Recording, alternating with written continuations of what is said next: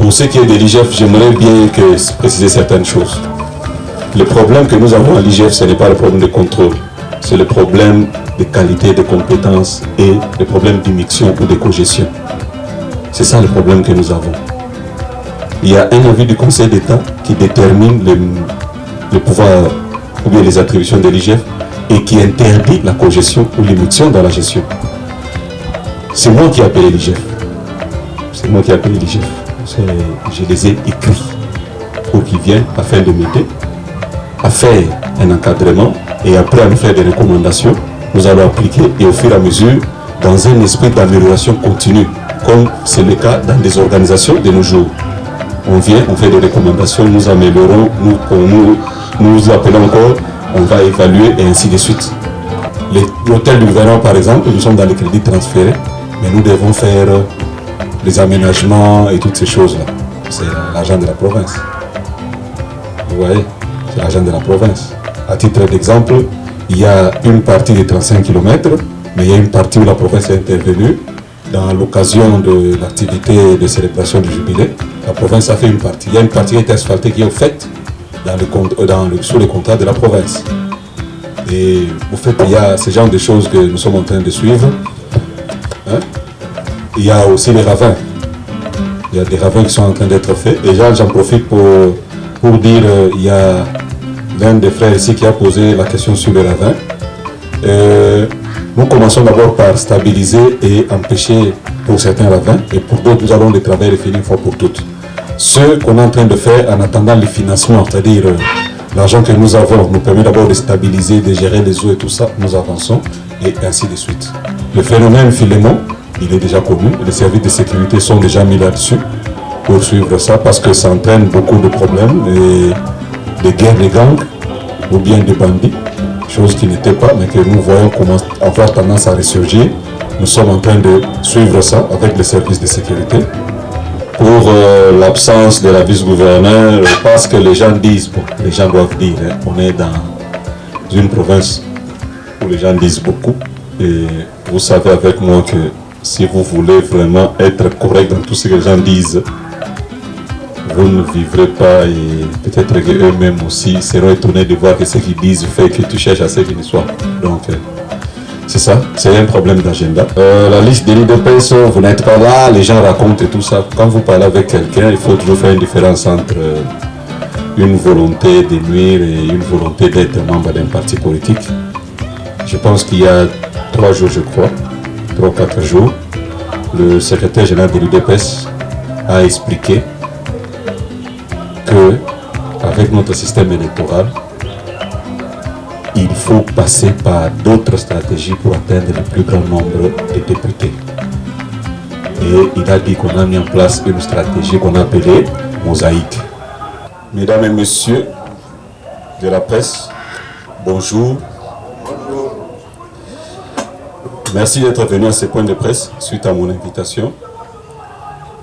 Il y a 48 heures que j'ai invité à clôturer les consultations populaires dans notre province du Kasaï oriental, lesquelles consultations m'ont mis en présence de toutes les couches de la population.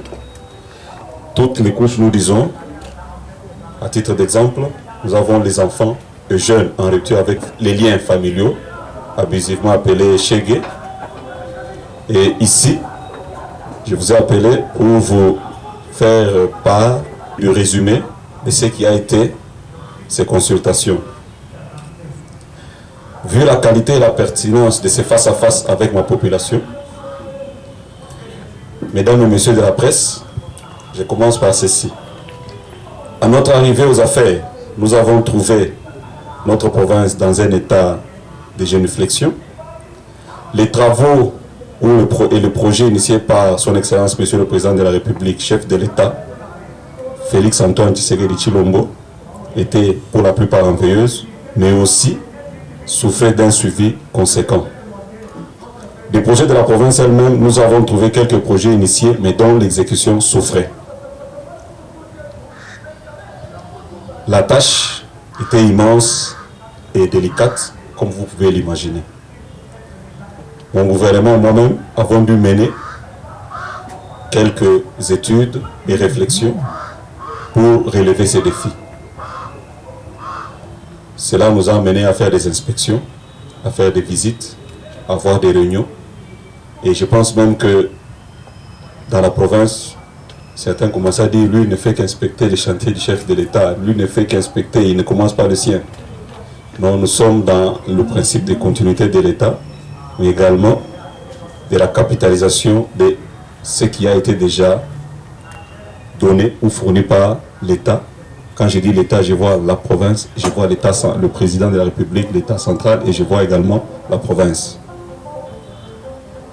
Alors, pour juguler ou bien maîtriser les spéculations des prix des produits de première nécessité, comme le maïs, nous avons mis sur pied un projet des réserves stratégiques alimentaires qui a prouvé son efficacité.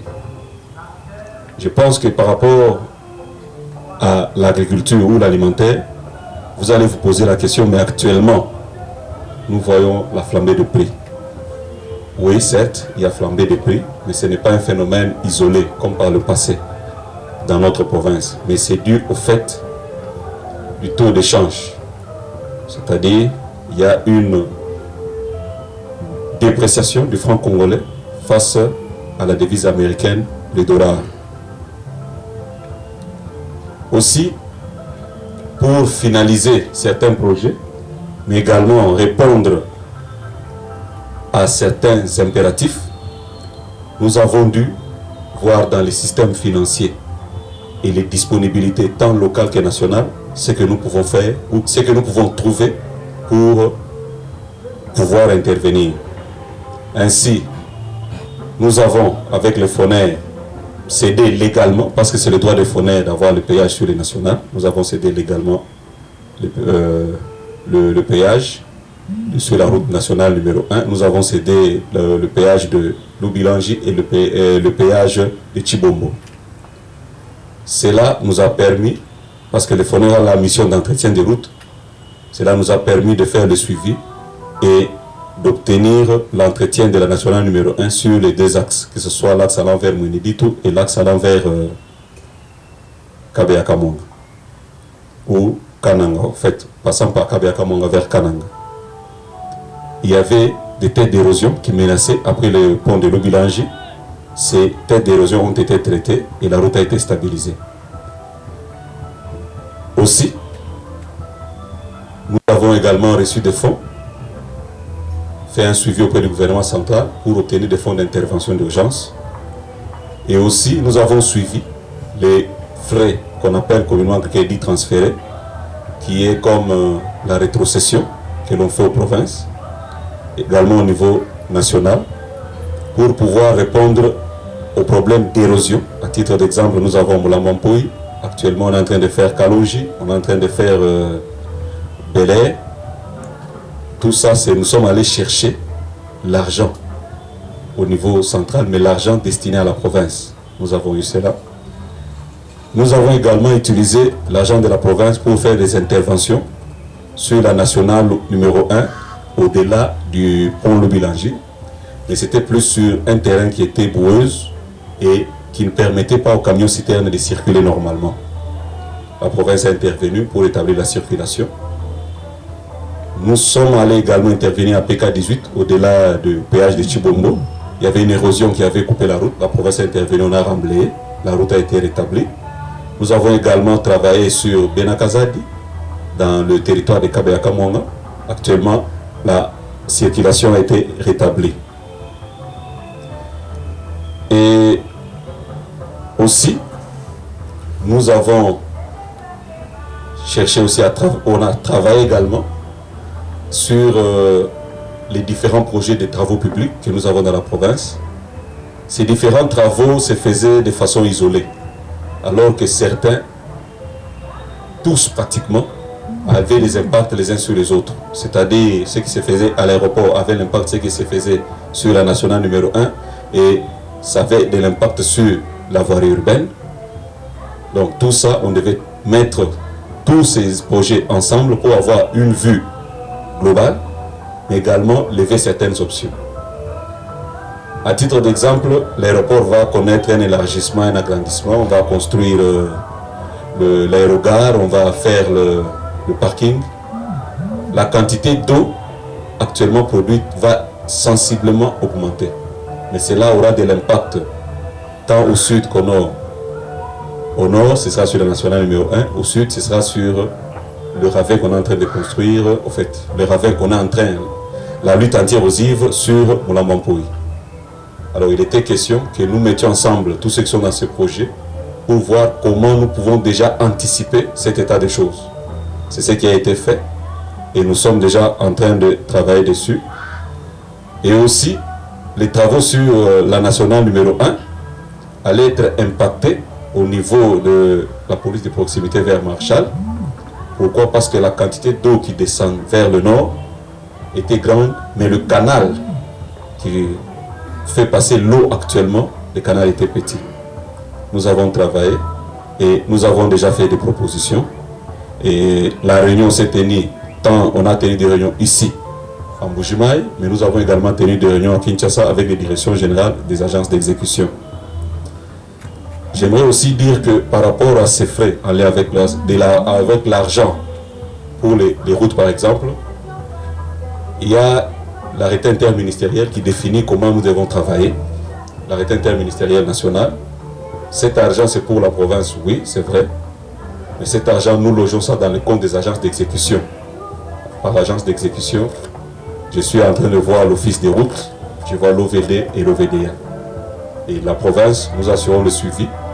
Et dans cela, toujours dans cet arrêté, on nous a donné aussi un autre service qui est le bureau technique de contrôle. Donc voilà, c'est ce service-là que nous utilisons souvent. On peut aussi recourir à d'autres bureaux privés pour faire toujours un contrôle, un suivi sur ça. Nous avons, avec ces crédits transférés et d'autres montages également avec des partenaires, maintenu notre projet que nous avions mis, un des projets qui était dans notre programme de gouvernement, qui était la construction de quelques kilomètres de routes asphaltées dans nos communes rurales. Nous avons commencé déjà au niveau de Miabi. Nous sommes en train de nous apprêter à finaliser pour pouvoir commencer la semaine prochaine à Kenankuna, à Kabiakamongo. Nous allons faire des routes asphaltées dans la commune rurale de Kenankuna. Et quand on va lancer là-bas, après, nous allons voir également les autres territoires et les autres communes rurales. Dans le secteur de l'eau, je pense que nous sommes tous, prenons pour ceux qui sont en Mbuji-Mayi, nous avons vu une nette amélioration dans la desserte en eau. C'est parce que nous assurons un suivi, mais également nous faisons des subventions au secteur de l'eau, notamment la régie des eaux. Il y a les Azurep, il y a la FOMI, à qui nous apportons une subvention afin qu'ils puissent fournir de l'eau, mais aussi pour contenir le prix de l'eau. Je pense que vous avez suivi à un moment donné un débat sur le prix de l'eau et tout ce qu'il fallait, en fait, les réclamations des opérateurs d'eau. Nous avons trouvé un compromis avec eux.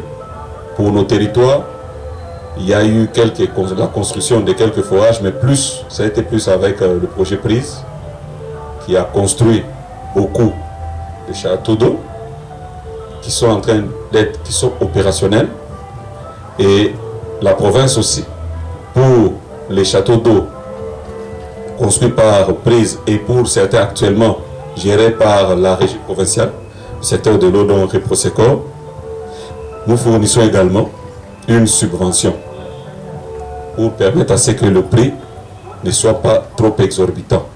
Nous connaissons la capacité financière de notre population. Dans le secteur sportif, malgré le maigre moyen, nous avons soutenu les sportifs et les moyens qu'on a mis à leur disposition, j'ai dit particulièrement dans les arts martiaux, les sports de combat. Nous avons eu des médailles, nous avons eu des ceintures, nous avons eu des coupes. Et ça a été une joie pour nous, la province, d'être cité parmi le premier. Pour certains, on a été premier, d'autres deuxième et rarement troisième. C'est quelque chose de bon et je l'ai même dit aux sportifs des arts martiaux et des combats que je suis fier d'eux, parce que malgré les moyens qui sont difficiles que nous mettons à leur disposition, ils montrent les talents dont regorge la province du Kassai oriental. Les sports de groupe n'étaient pas en reste. Là, je vois le football et tout. La province a aussi contribué, tant soit peu, à cela. Mais il y a un problème d'infrastructure qui se pose avec les sportifs. Le stade que nous avons à Chalabonzola, je pense que certains parmi nous passent par là. Vous voyez l'état de la pelouse. Et cela pose même un problème actuellement pour qu'on puisse retenir notre stade ou notre site pour le championnat national.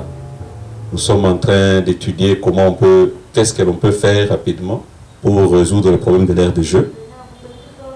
Mais il y a également un manque de stadium pour le basketteur par exemple, les volleyeurs. Actuellement, à part le terrain de l'Amiba, qui est aussi à réhabiliter, nous avons ce qu'a fait notre frère Mutombodi Kembe du côté de Chibombo. Nous avons dans nos projets prévu quelques stadiums dans la ville de Mbujimaï et aussi, suivant nos moyens, faire quelques cercles sportifs dans nos territoires. Et ça, nous sommes sur plusieurs des projets avec des partenaires et nous espérons que ça va aller. Dans le secteur éducationnel, nous soutenons et nous suivons le projet du chef de l'État qui est dans la construction des écoles. Mais également, nous avons beaucoup parlé, travaillé, fait la campagne pour inciter les parents à envoyer leurs enfants à l'école et surtout les filles. Comme vous le savez, il y a une forme de négligence dans les familles sur l'instruction des filles. Nous avons beaucoup travaillé là-dessus. Et nous avons également, dans le même ordre d'idées, dans le cadre de crédits transférés et de certains montages et accords avec des partenaires, prévu le début d'ici là de la construction de quelques écoles. Parce que le projet de 145 territoires, croyez-moi, c'est un grand projet. C'est un projet qui va beaucoup révolutionner notre arrière-pays. Mais c'est des débuts. Nous devons aussi accompagner ou ajouter quelque chose à ce que fait le chef de l'État. Donc nous sommes en train de suivre ça. Il y avait des problèmes des enseignants, à titre d'exemple à Chilenge, qui de temps en temps il y avait des grèves, des problèmes à Chilenge. Nous avons suivi ces problèmes et les enseignants ont repris le cours et maintenant là ils travaillent normalement. Et d'ailleurs l'année a été clôturée sans trop de problèmes. Dans le social et l'emploi et le travail, il y a eu le recensement au mois de janvier et vous connaissez tous comment cela s'est terminé. Nous avons pris contact avec le ministre national, le VPM, l'IAO, qui avait promis de venir avec une autre équipe pour récupérer et puis finir le travail. Il est venu. Nous lui disons merci. Et les équipes ont travaillé. Et compte tenu des difficultés qu'ont rencontrées certains des fonctionnaires de notre province, nous avons encore discuté avec pour obtenir un rallongement, un rallonge. Et ça a fait au total 20 jours qu'on a ajouté sur l'équipe de mission pour résoudre ces problèmes. Il y avait un problème de fiches timbrées qui s'est posé pour les fonctionnaires. Nous avons également fait le suivi et les fiches ont été envoyées pour permettre à nos frères de se faire recenser. Donc voilà, en résumé, ce que je peux dire. Je suis disponible maintenant, je suis à vous pour prendre des questions ou suggestions éventuelles sur ce que je n'aurais peut-être pas dit, parce que vous étiez là, on a parlé de beaucoup de matières, on a vu plusieurs couches de la population. Alors, je vous laisse la parole. Merci beaucoup. Merci beaucoup de la parole. Excellent. Les consultations populaires lancées par vous répondent à quels besoins ou soucis constatés par vous? Et quelles sont les résolutions prises par vous, justement par rapport à ce besoin ou souci constaté au terme de ces consultations? Ma deuxième question, vous avez lancé ces consultations dans un contexte politique tendu, pour ne pas dire très tendu. Il y a peu, les députés provinciaux ont destitué le président de l'Assemblée provinciale. Et certaines sources indiquerait que c'est vous la prochaine cible. Que répondez-vous à cette opinion qui affirme que c'est la peur au ventre que vous avez lancé ces consultations pour vous attirer la sympathie de la population? Merci. Je m'appelle M. Jean-Baptiste Akabea pour le compte de Oya Kondolo TV. Première question. Le compte Solidarité Agricole toujours bloqué, bien qu'une dizaine avait déjà été autorisée. Mais la question n'est pas celle-là, Excellence. Je voudrais savoir qu'à ce jour, l'IGF vous accuse de vous opposer à son contrôle sous prétexte qu'il y avait déjà un autre contrôle diligenté par la Cour de compte. Et entre guillemets, la Cour de compte nie cela par la voix de son premier président. Que dites-vous? Deuxième question, Excellence, Monsieur le Gouverneur. Que dites-vous à l'IDPS, votre fédération de Mbujimaï qui a boudé les consultations? Merci. Arsène Punga, pour le compte de Tambour Matin. Monsieur le Gouverneur, vous avez reçu plusieurs couches de la population, mieux les représentants de ces couches. Quelle a été la recommandation ou la demande qui est revenue à plusieurs reprises? Ou encore, avec quelle idée vous ressortez de ces consultations? Que vous ont dit les représentants de la population durant ces consultations? Ok, merci beaucoup. Je pense que la question sur les résolutions des consultations et la question que vient de poser Arsène, c'est presque pratiquement la même chose. Lancer les consultations dans un environnement politique tendu, non. Parce que si vous voyez bien, on a fonctionné dans presque un rythme de semestre. Quand je suis arrivé, quand on a fait la remise et reprise, on a commencé à recevoir, on a organisé des audiences où nous avons reçu toutes les couches. Ça, c'était au début. Et nous avions même reçu également les chevaliers de la plume. Et bon, il y en a aussi qui parlent, les membres de la presse. On les a reçus. Et au début de l'année, en janvier, nous avons fait le même exercice. Et maintenant, nous sommes au début du 3e semestre. On fait le même exercice. Et d'ailleurs, lors de consultations, la demande, parmi les demandes, là, a été dit, c'était trop long, il fallait écourter. Et j'ai dit non, alors là, dans ce cas, nous tiendrons ce genre de consultation ou d'échange chaque trimestre. Donc, ce n'est pas ça. Nous sommes dans la vision du chef de l'État et nous sommes derrière le chef de l'État. Le chef de l'État veut la stabilité et le gouverneur Matchabili travaille pour la stabilité afin de faire du Kasaï oriental une province émergente. Et les autres gouverneurs et les autres provinces, les autres assemblées, les autres gouverneurs travaillent tous. Nous tous en travaillant dans cet esprit, nous ferons du Congo le pays émergent tant souhaité par le chef de l'État. Donc ce n'est pas ça. Donc comme je vous ai dit, vous verrez que c'est chaque semestre, début de semestre nous en parlons, début de semestre nous en parlons. Donc au début c'était des audiences et après ça a été un exercice qu'on a fait. Et puis on vous a appelé, on a tenu une conférence de presse en janvier. Et aujourd'hui, on a fait la même chose encore au mois de juillet. Pour ce qui est de l'IGF, j'aimerais bien préciser certaines choses. Le problème que nous avons à l'IGF, ce n'est pas le problème de contrôle. C'est le problème de qualité, de compétences et le problème d'immixtion ou de cogestion. C'est ça le problème que nous avons. Il y a un avis du Conseil d'État qui détermine le pouvoir ou bien les attributions de l'IGF et qui interdit la cogestion ou l'immixtion dans la gestion. C'est moi qui ai appelé l'IGF. C'est moi qui ai appelé l'IGF. Je les ai écrits pour qu'ils viennent afin de m'aider à faire un encadrement et après à nous faire des recommandations. Nous allons appliquer et au fur et à mesure dans un esprit d'amélioration continue, comme c'est le cas dans des organisations de nos jours. On vient, on fait des recommandations, nous améliorons, nous appelons encore, on va évaluer et ainsi de suite. Et c'est normal.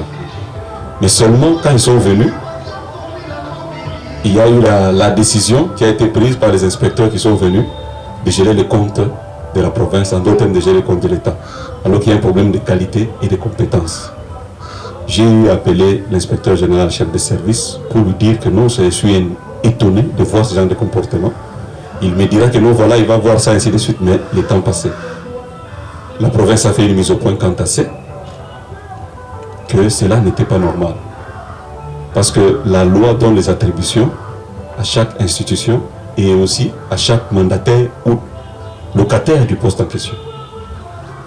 Alors, compte tenu du fait que nous constations qu'il y avait ces problèmes, ainsi de suite, nous devrions chercher à ce que nous trouvions un compromis par rapport à ce que nous entendons tous par encadrement, contrôle, ceci, cela. Non, parce qu'il y a des attributions et la loi est claire là-dessus. Il y a eu la mission, la mission, lettre de mission ou de mission, tout ça c'est la mission, parce qu'à la fin, c'est en charge du trésor, il y a ce qui est attendu, ce qui doit être donné, et tout dépend maintenant de qui on envoie et tout, de la Cour des comptes. Mais il n'y a pas que ça. Ça, c'était les débuts. Mais quand nous avons constaté que avec l'IGF, nous avions des problèmes, nous avions saisi la Cour des comptes. Donc, en dehors de cette lettre-là, nous avons saisi la Cour des comptes. Et suivant la loi sur la Cour des comptes, le parquet général après la Cour des comptes fait le rôle du ministère public. Nous avons écrit au procureur général après la Cour des comptes. Il est venu ici, il a tenu même un point de presse, et je pense que la majorité parmi vous était là. Il a expliqué un certain nombre de choses. Et il a écrit à l'IGF pour lui demander, c'est lui qui a demandé à l'IGF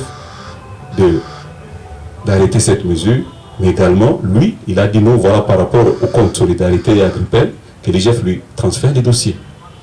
Donc, à la Cour des comptes, il n'y a pas que cette mission. Cette mission, c'est le début, pas ça a commencé, la lettre est au 26 avril, que la lettre a été émise, mais nous, dans la suite, nous avons écrit et nous avons saisi aussi la Cour des comptes. C'est toujours dans la même continuité. Alors,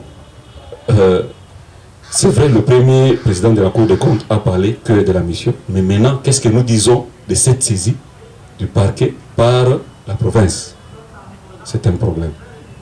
Et aussi, l'IGF, dans la loi sur la Cour des comptes, je pense, un article, ça doit être 37, je crois, l'IGF est parmi les services que le parquet de la Cour des comptes peut requérir. Un peu comme le fait tout le parquet ministère public qui peut requérir, la police judiciaire qui peut requérir. Alors nous avons maintenant déjà saisi le parquet général après la Cour des comptes. Alors par rapport à ça, je ne sais pas, mais sinon, nous avons reçu la lettre du premier président avec ce qui s'est passé, ce qu'il a dit dedans. Nous allons aussi lui répondre, nous allons lui répondre, lui montrer aussi que nous ne sommes pas que dans cette lettre-là d'émission. Il y a d'autres lettres parce qu'il était aussi en copie de ces autres lettres qui étaient échangées. Et maintenant, c'est quoi le comportement à tenir par rapport à ça? L'IGF aussi, il y a un problème que j'ai eu avec eux, c'est les inspecteurs en mission. Le chef de mission est venu dans mon bureau, il a haussé le ton, il a commencé à crier sur des gens. Je lui ai demandé de baisser le ton et de parler. Il ne voulait pas entendre. Il élevait le ton, il parlait à haute voix, criait sur des gens et sur mes collaborateurs. Malgré mes rappels, au calme, il n'a pas voulu obtempérer. Je l'ai sorti de mon bureau. J'ai demandé qu'il sorte de mon bureau. En sortant, dans le hall, vous connaissez bien le bureau, il y a des marches. Il a vociféré des histoires et tout ça. La police l'a conduit et il est parti. Mais je suis étonné de voir que dans la lettre qui circule dans les réseaux de l'IGF, on dit que non, voilà, la police aurait séquestré parce que moi je dois prendre soin de lui. Je me suis posé une question. Il présente les civilités chez moi, il se comporte comme ça. On est où là? C'est un problème. Et ça aussi, j'en ai parlé avec l'inspecteur général chef de service pour lui dire mon indignation par rapport à ce comportement. Il me dira, ok, ça va. En tant que responsable, quand il y a ce genre de problème, nous devons parler ensemble, voir comment nous pouvons continuer, ainsi de suite. Et l'agent, on va l'interpeller. Mais je suis étonné de voir que quelque chose qui était déjà discuté avec lui, et nous étions maintenant dans la phase où nous devrions échanger, ça ressort encore dans la lettre. Ça pose un problème. Et cela a provoqué la crise de confiance. Parce que nous ne savons pas comment nous avançons. Nous recevons, nous lui accordons, il se met à travailler, il commence à publier, et tout ça, dans un environnement politique comme vous le connaissez, il y a plusieurs questions qui arrivent à l'esprit. Qu'est-ce qui se passe exactement? Alors, la province, compte tenu de toutes ces difficultés, malgré nous allons écrire, répondre, faire voir au premier cet état de choses, pour voir comment nous allons, qu'est-ce qu'il en dit, mais aussi, la province saisit le chef de l'État. Et nous le saisissons en tant que garant du bon fonctionnement des institutions dans ces dossiers avec l'IGF. Parce que l'effet de saisir de compte, ce n'était pas normal. Et les troubles sociaux, même le procureur l'a relevé. Et nous sommes tous en Bujimaï. C'est vrai que la province a des problèmes de mobilisation des recettes. Nous avions déjà envoyé un ordre de paiement pour que les salaires de la DGK, on n'a pas payé. Les agents on n'a pas payé. Il y a eu des mouvements là-bas. Il y a eu des mouvements. Et puis c'est le compte de l'État.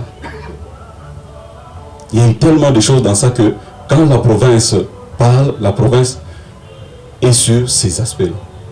Il y a la cogestion, c'est-à-dire éviter l'immixtion, mais il y a également le problème de qualité et de compétences. Ça nous a beaucoup dérangé. Et je suis sûr que vous, dans cette province, vous saviez ce que cela a entraîné. Il y avait des gens qui commençaient même à douter de payer les impôts, je pense. Vous avez suivi. Vous êtes vous êtes de la presse. On a dû faire encore une autre campagne pour expliquer aux gens que non, voilà, malgré que c'est la sortie qui est refusée, mais pas l'entrée. Mais les gens, pour eux, non, le gouverneur, il a fait ceci, il a fait ça, non. C'était pas normal. Donc, jusque-là, sur réquisition du procureur général, nous sommes en attente, au fait, de la suite à cette saisie du procureur général après la Cour des comptes, suivant l'article 17 qui dit qu'il y a le parquet général après la Cour des comptes et le ministère public. Alors, à moins que je ne sais, et c'est ça en fait le problème que nous avons. Comme je le disais, l'accompagnement, l'encadrement, le contrôle, on vient, on fait des recommandations, on part, et puis après on vient voir qu'est-ce qui a été mis en place, comment ça a été fait, et voilà. C'est vraiment quelque chose qui nous a beaucoup dérangé, et ce n'est pas intéressant. Donc la province s'est dit qu'elle va saisir le chef de l'État pour un arbitrage par rapport à ces dossiers qui commencent à nous poser des problèmes, qui n'aide pas à garder une bonne image que nous voulons imprimer pour cette province. C'est-à-dire nous sommes en train de travailler pour changer l'image de la province. Et nous aimerions vraiment aller de l'avant. Je les ai appelés. C'est pour dire que je savais ce que je voulais. Et je voulais qu'ils viennent, qu'ils fassent un encadrement. Après, ils nous font des recommandations. Comme ça s'est fait, nous mettons à appliquer, ainsi de suite. Nous allons travailler. Mais quand j'ai vu ce qui est en train de se passer, là, comprenez que ça m'a beaucoup dérangé, et même aussi la province a été aussi dérangée avec ça.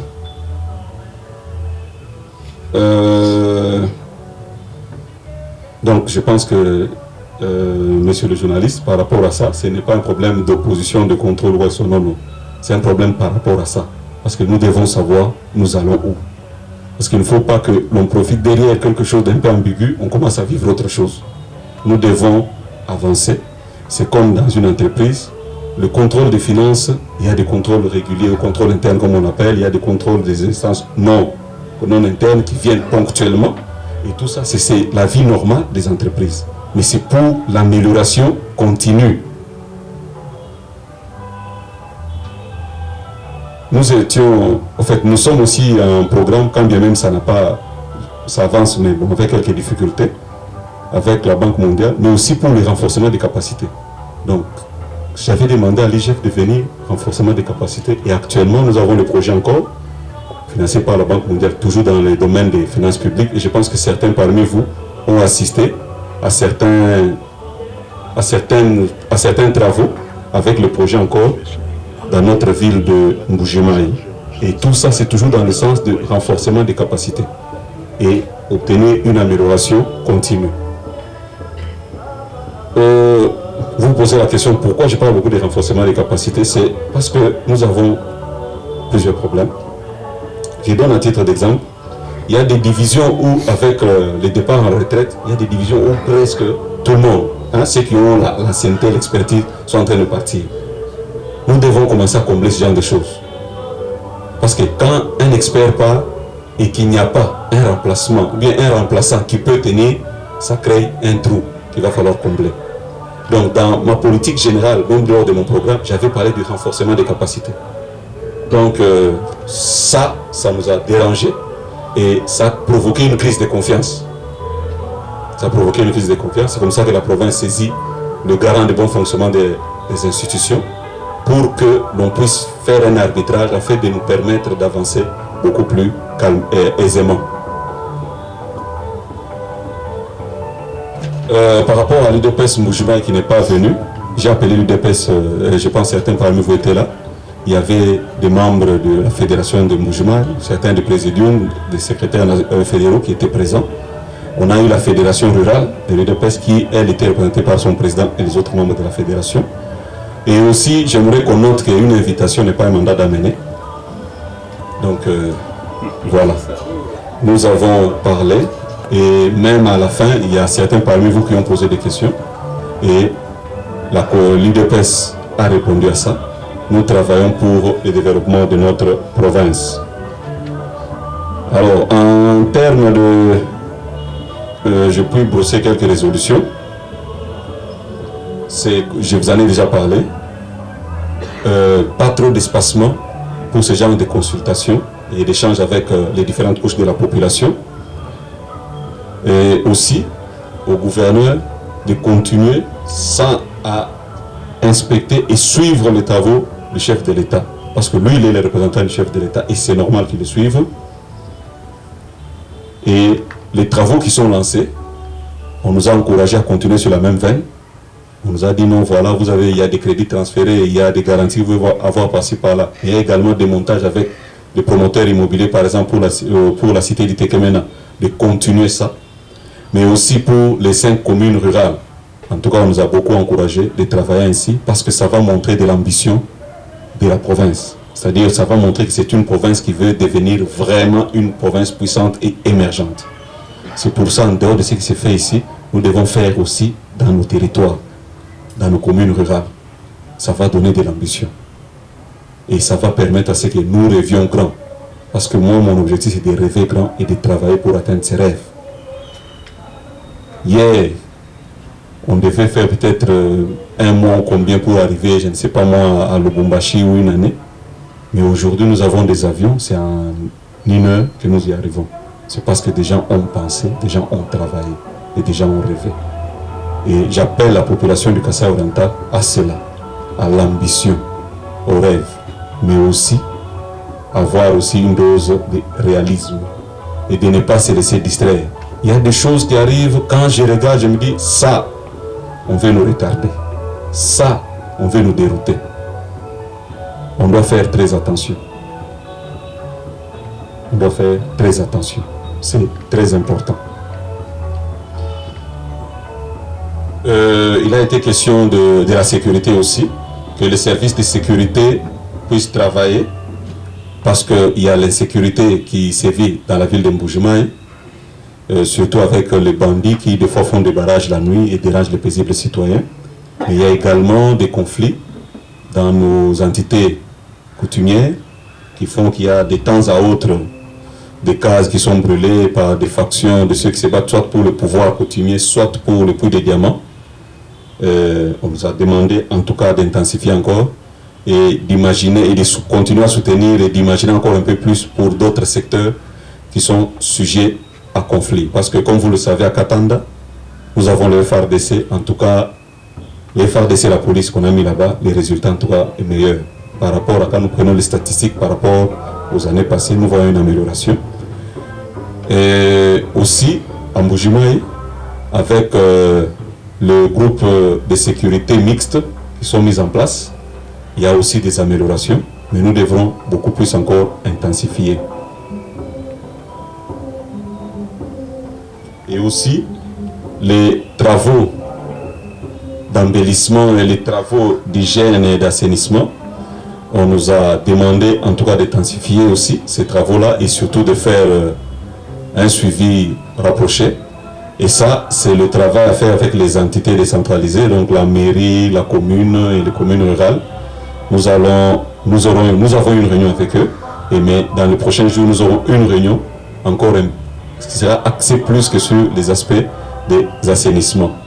Il a été aussi dit de suivre les travaux pour la desserte agricole, les routes de desserte agricole, pour les ouvrir, mais également assurer un contrôle pour que les camions ou bien les engins qui vont passer ne soient pas d'un tonnage à détruire la route ou à la rendre impraticable. Pour l'absence de la vice-gouverneur, parce que les gens disent, bon, les gens doivent dire, hein, on est dans une province où les gens disent beaucoup, et vous savez avec moi que si vous voulez vraiment être correct dans tout ce que les gens disent, vous ne vivrez pas et peut-être qu'eux-mêmes aussi seront étonnés de voir que ce qu'ils disent fait que tu cherches à ce qu'ils ne soient. Donc, c'est ça, c'est un problème d'agenda parce que cette semaine d'ailleurs, on a été à Chilingue d'ailleurs. On a été à Chilingue cette semaine. Pas en Bougement, mais on a été à Chilingue. La liste des l'UDPS, vous n'êtes pas là, les gens racontent et tout ça. Quand vous parlez avec quelqu'un, il faut toujours faire une différence entre une volonté de nuire et une volonté d'être membre d'un parti politique. Je pense qu'il y a 3 jours, je crois, 3 ou 4 jours, le secrétaire général de l'UDPS a expliqué que avec notre système électoral, il faut passer par d'autres stratégies pour atteindre le plus grand nombre de députés. Et il a dit qu'on a mis en place une stratégie qu'on a appelée mosaïque. Moi-même, que vous voyez, avant d'être gouverneur, je suis membre de la CEP nationale, parmi les experts électoraux du parti. Nous avons eu à étudier ça, et ce n'est pas la première fois qu'on met ça en place, mais c'est la première fois qu'on le fasse à plus grande échelle. Donc on est là, nous allons travailler pour que cette stratégie-là, mise en place, puisse réussir. Alors si vous trouvez quelqu'un en train de vous raconter ça, posez-lui des questions. Il y a des secrétaires nationaux de l'UDPS qui sont sur des mosaïques, il y a des ministres de l'UDPS qui sont sur des mosaïques, il y a des gouverneurs qui sont sur des mosaïques. Donc c'est quelqu'un qui ne comprend pas là où il est, qui a d'autres problèmes que la stratégie électorale. Le secrétaire général l'a dit ici en Bougement, il l'a dit à Miabi, et je pense qu'il avait aussi dit à Chilingue, et il a répété encore tout récemment à une question posée à la Lomami. Et je pense que quand vous serez avec lui, posez-lui la question s'il est toujours là à l'UDPS ou pas, parce que certains semblent ne pas être avec nous et ne pas comprendre les stratégies là où nous sommes en train d'aller. Donc, sur ce point-là, il n'a pas à se faire beaucoup de soucis. Et il ne doit pas te brandir son autre problème en te présentant ce qui n'en est pas, même pas pour la direction politique nationale de l'UDPS. Je considère ça comme une parenthèse que je ne vais pas encore fermer parce que je parle de la division, parce que je vais refermer une fois pour toutes. La division ou bien les factions au sein du parti, nous travaillons pour le rassembler. Et c'est un travail que je faisais avant même d'être gouverneur, avant même d'être candidat gouverneur. À plusieurs reprises, on a travaillé pour rassembler. Et ceux qui font même du bruit aujourd'hui ont bénéficié de nos bons offices. On l'a fait. Et quand j'ai commencé cette année passée, quand j'ai trouvé que c'était compliqué, l'UDPS c'est un parti politique qui a ses autorités. Nous avons travaillé ensemble, nous avons appelé les différents groupes qui étaient ou bien qui sont en divergence. Nous les avons envoyés auprès de l'autorité qui gère au quotidien le parti, le secrétaire général, pour résoudre ces problèmes-là. Et quand ils sont revenus, quand ça a encore recommencé, j'étais avec le secrétaire général qui m'a dit « Appelle tout le monde, parle avec eux, que toi ne considères pas qu'il y a tel ou tel nom, toi travaille avec l'UDPS. » J'ai fait des réunions avec certains témoins avec qui on était chez le CG et nous avons constaté dans certaines volontés de ne pas travailler ensemble. Nous avons fait rapport et le CG a dit il prend ça sur lui pour voir comment gérer, pour que moi je puisse me concentrer plus sur la conduite des affaires de la province. Donc voilà. Donc vous comprenez que rassembler, on le fait. Et on le fait des fois de façon non connue. Je ferme la parenthèse, merci beaucoup. Le phénomène Philémon, il est déjà connu. Les services de sécurité sont déjà mis là-dessus pour suivre ça parce que ça entraîne beaucoup de problèmes et des guerres de gangs ou bien des bandits, chose qui n'était pas, mais que nous voyons avoir tendance à ressurgir. Nous sommes en train de suivre ça avec les services de sécurité. La taxe, elle avance, mais avec cette histoire de comptes qui étaient bloqués, ça nous a donné un coup. Nous sommes en train de revenir encore là-dessus pour relancer la machine. Et comme vous le savez bien, c'est une campagne. Nous devons parler, nous devons suivre, nous devons parler, nous devons suivre. On est en train de revenir petit à petit. Mais ça avait connu un grand coup et je pense que ce que j'ai dit, vous le savez bien, parce que ça commence à donner même lieu à des risques, à des bagarres dans certains points de contrôle. Donc ça, vous le savez bien, on est en train de relancer ça.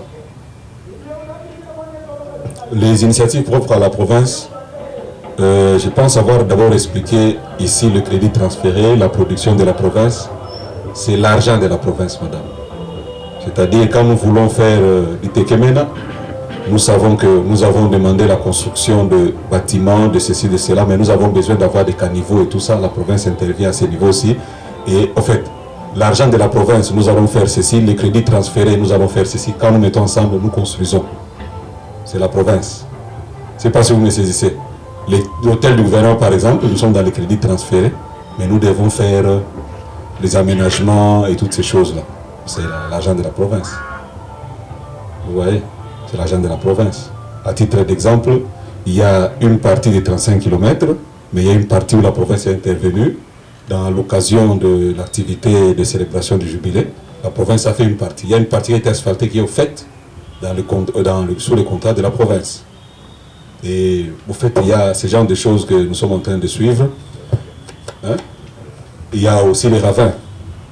Il y a des ravins qui sont en train d'être faits. Et j'en profite pour dire, il y a l'un des frères ici qui a posé la question sur les ravins. Nous commençons d'abord par stabiliser et empêcher pour certains ravins. Et pour d'autres, nous allons les travailler et finir une fois pour toutes. Ce qu'on est en train de faire en attendant les financements, c'est-à-dire l'argent que nous avons, nous permet d'abord de stabiliser, de gérer les eaux et tout ça. Nous avançons et ainsi de suite. Donc ça, nous allons travailler. Le ravin, comme vous l'avez dit, nous sommes au courant de ça. Et les travaux qui sont en cours vont aussi permettre de gérer les eaux. Parce que le ravin, comme vous le savez bien, c'est les eaux. Quand les eaux ne sont pas gérées en termes d'évacuation, ça crée des ravins. Déjà, un certain nombre de travaux qui se font sur Lumumba, l'avenue Lumumba elle-même, on est en train de faire Kalonji. On va gérer les eaux déjà pour une bonne partie. Les travaux qui sont de l'autre côté sur Kassavou, on va aussi gérer une partie des eaux. Et ainsi de suite, nous allons avancer au fur et à mesure que nous avons les moyens. Les travaux suspendus à Tchimbu, oui. Il y a eu à un moment donné des problèmes de financement, mais qui ont déjà été résolus. L'entreprise va reprendre d'un moment à l'autre. Et pour ce qui est de ce qui était décrié, parce que les gens, on a envoyé la police là-dessus, et elle a commencé à faire son travail. Et on a même interpellé aussi l'entreprise qui avait le marché pour voir. Mais à un moment donné, il y avait quelques problèmes. Il y a eu aussi des problèmes d'approvisionnement en matériel qui s'est aussi posé, qui faisait que non, bon, on n'avait pas le moyen, quand il n'y a pas de ferron, quand il n'y a pas de ciment, il n'y a pas de travaux.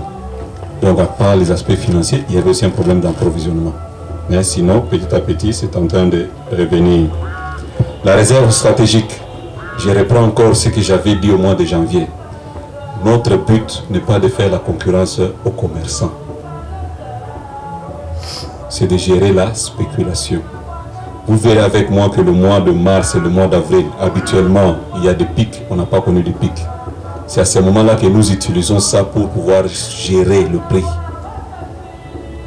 Parce que moi-même, ou bien la province elle-même, travaille pour encourager les agripreneurs, les entrepreneurs agricoles, les fermiers. Alors nous n'allons pas leur faire la concurrence. Non, la réserve stratégique, comme on dit, c'est la réserve stratégique.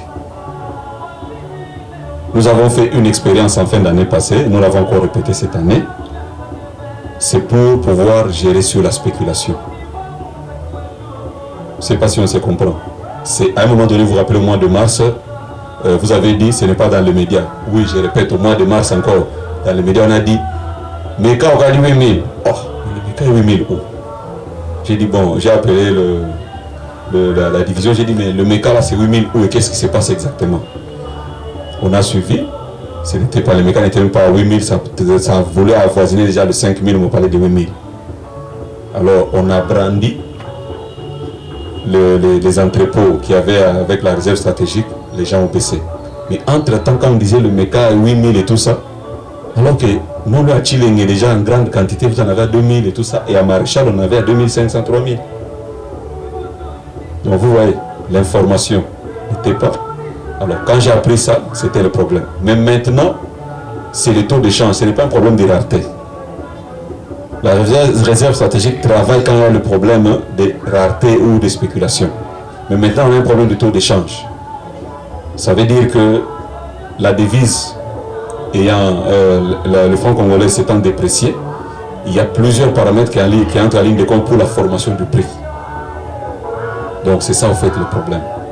Donc quand vous parlez, quand vous expliquez aux auditeurs ou aux téléspectateurs, la réserve stratégique, c'est pas à faire la concurrence d'abord, mais c'est à nous permettre de gérer le prix. Mais sinon, cette année, nous allons encore augmenter la surface cultivée, mais également la production. Et avec le programme du gouvernement central, parce qu'on m'a dit qu'il y a déjà des engins sur le Lubumbashi pour les provinces du Grand Katanga et du Grand Kassai, on espère qu'on aura un peu plus d'engins et que nous pouvons faire encore des surfaces beaucoup plus grandes. Et déjà lors de la saison B, on a aussi ajouté le soja. D'après le rapport des ingénieurs, agronomes et moniteurs et tout ça, ça a bien donné. Donc nous devrions encore augmenter, nous aurions augmenté aussi les hectares pour le soja. Et nous espérons donner encore un bon résultat.